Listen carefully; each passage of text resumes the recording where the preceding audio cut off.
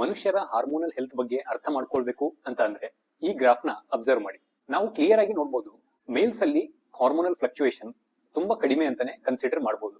ಅದರಿಂದಾಗಿ ಒಂದು proper level maintain ಆಗೋದ್ರಿಂದ ಅವರು ಅಲರ್ಟ್ ಆಗಿ, ಕಾನ್ಫಿಡೆಂಟ್ ಆಗಿ, ಫೋಕಸ್ಡ್ ಹಾಗೂ ಮೋರ್ ಪ್ರೊಡಕ್ಟಿವ್ ಆಗಿ ಇರಕ್ಕೆ ಸಾಧ್ಯವಾಗುತ್ತೆ. ಅದೇ ಫಿಮೇಲ್ಸ್ ಅಲ್ಲಿ first half of the cycle ಅಲ್ಲಿ ಅವರು ಎನರ್ಜೆಟಿಕ್ ಆಗಿ, ಮೋಟಿವೇಟೆಡ್ ಆಗಿ, ಕಾನ್ಫಿಡೆಂಟ್ ಆಗಿ ಕೆಲಸ ಕಾರ್ಯಗಳನ್ನ ಮಾಡಲು ಸಾಧ್ಯವಾಗುತ್ತೆ.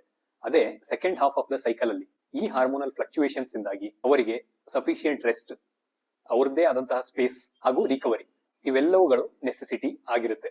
ಇಷ್ಟೊಂದು ಹಾರ್ಮೋನಲ್ ವೇರಿಯೇಷನ್ಸ್ ಏರಿಳಿತಗಳ ಮಧ್ಯೆಯೂ ಹೆಣ್ಣು ಮಕ್ಕಳು ಅವರವರ ಜವಾಬ್ದಾರಿ ಹಾಗೂ ಕರ್ತವ್ಯಗಳನ್ನು ಪರ್ಫೆಕ್ಟ್ ಆಗಿ ನಿಭಾಯಿಸುವುದರಿಂದಲೇ ಅವರಿಗೆ ತಾಳ್ಮೆಯ ಹಾಗೂ ಸಹನೆಯ ಸ್ವರೂಪ ಅಂತ ಕನ್ಸಿಡರ್ ಮಾಡ್ತಾರೆ.